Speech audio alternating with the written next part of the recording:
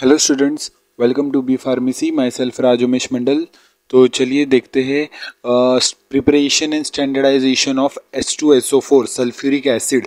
तो हम लोग ने पिछले वाले प्रैक्टिकल में हम लोग ने क्या किया था, फार्मास्यूटिकल एनालिसिस प्रैक्टिकल चल रहा है, और पिछले वाले वीडियो में हम लोग ने किया था NaOH का preparation and standardization. Now in this video we are talking about the preparation and standardisation of H2SO4। Means हम लोग कैसे बनाएंगे, और 0.1 नॉर्मल बोल सकते हो। 0.1 नॉर्मल, यहाँ पर नॉर्मल आएगा, ठीक है। 0.1 नॉर्मल, 0.1 नॉर्मल H2SO4। तो हम लोग चलिए स्टार्ट करते हैं हमारा प्रिंसिपल से। एम देख लिया, to prepare and standardisation of 0.1 normal H2SO4। Principle देख लेते क्या करना है, ध्यान से सुनना। प्रिंसिपल, H2SO4 क्या है, एक स्ट्रॉन्ग एसिड, आपको पता है। कहाँ से इसको टाइट्रेट करेंगे, किसके साथ, Na2CO3। हमारा प्राइमरी स्टैंडर्ड है सोडियम कार्बोनेट, तो एनहाइड्रस कार्बोनिल कंपाउंड्स के साथ हम लोग इसको स्टैंडर्डाइज करेंगे। फिर टाइट्रेट करेंगे known strength of Na2CO3 titrated directly with the H2SO4। And point क्या रहेगा, detected by the methyl red और ऑरेंज एज ए इंडिकेटर। तो मिथाइल रेड भी ले सकते हो, मिथाइल ऑरेंज भी एज ए इंडिकेटर ले सकते हो, ठीक है। तो हमारा रेड से ऑरेंज की तरफ एंड पॉइंट आएगा, रेड से ऑरेंज, ठीक है। तो मिथाइल रेड हम लोग यूज करेंगे। तो प्रिंसिपल समझ लिए क्या होता है, H2SO4 स्ट्रॉन्ग एसिड है, टाइट्रेट करेंगे Na2CO3 के साथ, एंड पॉइंट हमारा रेड से orange, means methyl red as a indicator use करेंगे हम लोग इसमें। अब स्टार्ट करते हैं हमारा प्रोसीजर। करेंगे क्या, पहले तो 0.1 नॉर्मल H2SO4 बनाएंगे। अब स्टैंडर्डाइजेशन का मतलब क्या होता है, अब पूछोगे स्टैंडर्डाइजेशन करते क्यों है। जैसे स्टैंडर्डाइजेशन, अब मान लिया हम लोग ने बनाया 0.1 नॉर्मल बनाया, ठीक है। अब हम लोग चेक करना है कि वो एक्चुअल में 0.1 नॉर्मल है कि बस लिखा हुआ है, एक्चुअल में है कि नहीं 0.1, या 0.1 से थोड़ा ऊपर है या थोड़ा कम है, वो हम लोग को देखने के लिए हम लोग स्टैंडर्डाइजेशन करते हैं, ठीक है। तो प्रिपरेशन देख लेते कैसे 0.1 नॉर्मल करेंगे। जो हमारा कंसनट्रेट है H2SO4, जो हमारा मार्केट में जो लेबोरेटरी में आता है वो 36.4 का होता है। इंटू में V1 करेंगे, कि मतलब जो हमारा 6.4 नॉर्मल का जो H2SO4 है, उसमें से हम लोग कितना वॉल्यूम ले कि जो हमारा 0.1 नॉर्मल बन जाए, ठीक है। तो 500 ml के लिए हम लोग बना रहे हैं, 500 ml वाटर के लिए। तो 0.1 ये हमारा, देखो सुनो क्या करने का, N1 V1 N2 V2 लगाएंगे। N1 हमारा 36.4, फिर V1 क्या रहेगा, इसका हम लोग कितना वॉल्यूम लेंगे, वो हमारा V1, इसी को फाइंड करना है, इज इक्वल टू 0.1 नॉर्मल हमें तो चाहिए, इंटू में 500 ml के लिए हम लोग बना रहे हैं। तो V1 क्या आ जाएगा हमारा, कैलकुलेट करोगे तो 1.3 ml। मीन्स हम लोग क्या करेंगे, 1.3 ml हम लोग कंसनट्रेटेड 36.4 नॉर्मल का H2SO4 लेंगे, और उसको पानी में 500 ml के डिस्टिल वाटर में डालेंगे 0.1 नॉर्मल बनाने के लिए। क्लियर है यहाँ तक। अब बात करते हैं प्रिपरेशन ऑफ 0.1 नॉर्मल Na2CO3। वो कैसे बनाएंगे, हम वेट कितना हम लोग Na2CO3 लेंगे जिससे हमारा 0.1 नॉर्मल बने। वेट कैसे कैलकुलेट करेंगे, नॉर्मलिटी इंटू में इक्विवेलेंट वेट इंटू में वॉल्यूम, ठीक है। कितने ml के लिए बना रहे हैं हम लोग, 100 ml के लिए बना रहे हैं। प्राइमरी स्टैंडर्ड हम लोग कोनिकल वॉल्यूमेट्रिक फ्लास्क में बनाते हैं। वॉल्यूमेट्रिक फ्लास्क में क्यों बनाएंगे, क्योंकि एक्यूरेट ग्रेजुएट वो ना एक्यूरेट बताता है हम लोग को, ठीक है। Volumetric flask accurate, most accurate, ठीक है। तो नॉर्मेलिटी हम लोग को 0.1 चाहिए, इक्विवेलेंट वेट इसका 53 है, मल्टीप्लाई बाय वॉल्यूम हम लोग को 100 ml तक का बनाना है। तो ये इससे कैलकुलेट करोगे तो 0.53 ग्राम हम लोग को Na2CO3 चाहिए। तो ये सब से हम लोग को बना दे, हम लोग का H2SO4 भी बन जाएगा, Na2CO3 भी बन गया। अब करना क्या है, take 10 ml of H2SO4 in a conical flask, फिर ऐड करेंगे 1 से 2 ड्रॉप ऑफ मिथाइल रेड, जो हमारा इंडिकेटर है वो डालेंगे, 1 से 2 ड्रॉप डालेंगे। टाइट्रेट करेंगे सोडियम कार्बोनेट के साथ until light orange yellow colour ना मिल जाए हम लोग को। मीन्स हम लोग रेड से ऑरेंज की तरफ जा रहे, तो हम लोग को कलर चेंज मिलेगा, इंडिकेटर का इस्तेमाल होगा मिथाइल रेड का। और बस सिंपल टाइट्रेशन है, डायरेक्ट टाइट्रेशन, जहाँ पर H2SO4 ले रहे, Na2CO3 के साथ टाइट्रेट करें, methyl red as a indicator.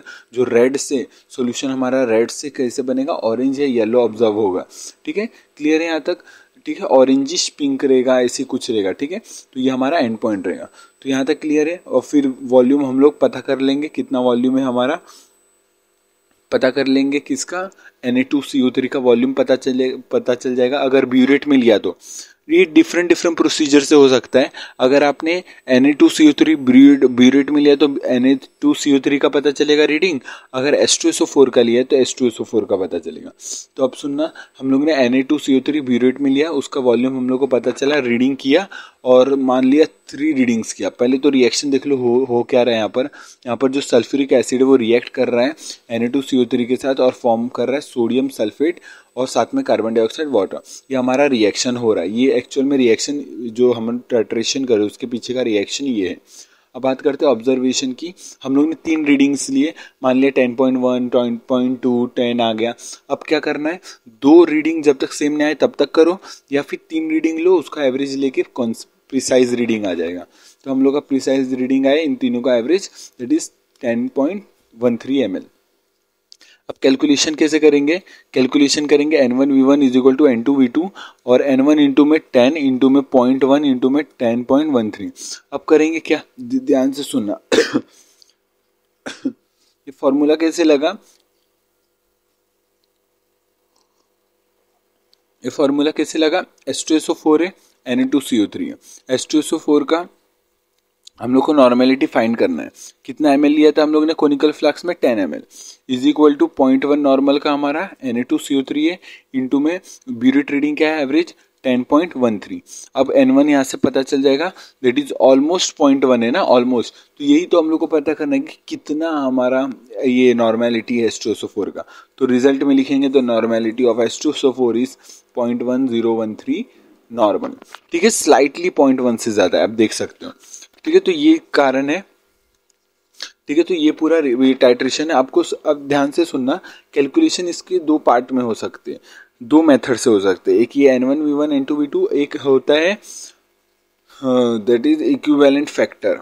ठीक है, हमारा जो फैक्टर के थ्रू होता है, तो फैक्टर के थ्रू वाला भी मैं एक वीडियो लाऊंगा जहां पर हम लोग H2SO4 का फैक्टर के थ्रू करेंगे कि फैक्टर के थ्रू कैसे करेंगे। ठीक है, क्योंकि बहुत सारे टाइट्रेशंस डिफरेंट होते हैं। किसी में आप H2SO4 ब्यूरेट में लोगे तो टाइट्रेशन करोगे, फिर या फिर Na2CO3, जैसे इस केस में हम लोग ने Na2CO3 ये ब्यूरेट में लिया है, तो ये सब कंफ्यूजन क्रिएट कर सकते हैं। तो मैं आपको एक फैक्टर वाला भी कैलकुलेशन बता दूंगा और ये वाला भी है। ये वाला कब यूज करने का, N1V1 N2V2, जब हमारा जो भी हम लोग का एनालाइट है ये सब हम लोग क्या ले रहे, सोल्यूशन के फॉर्म में ले रहे, कि हम लोग सोल्यूशन के फॉर्म में ले रहे, तब हम लोग N1V1 N2V2 लेते। अगर सॉलिड में लिया, मान लो हम लोग ने 0.3 ग्राम इतना हम लोग ने इतने में डिजोल्व किया है, मीन सॉलिड में हम लोग ने स्टार्टिंग में लिया है। अगर सॉलिड में लिया तो हम लोग इक्विवेलेंट फैक्टर के थ्रू करते हैं। ठीक है, तो मैं दोनों बताऊंगा आपको, एक ये पहला मेथड है, दूसरा मेथड भी आपको बताऊंगा ये फैक्टर के थ्रू। बाकी तो बाकी इस मेथड से भी कर सकते हैं, तो आपको ये समझ लो। बाकी नेक्स्ट मेथड भी लेके आऊँगा, H2SO4 का प्रिपरेशन एंड स्टैंडर्डाइजेशन। ठीक है, तो ये मेथड 1 आप बोल सकते हो।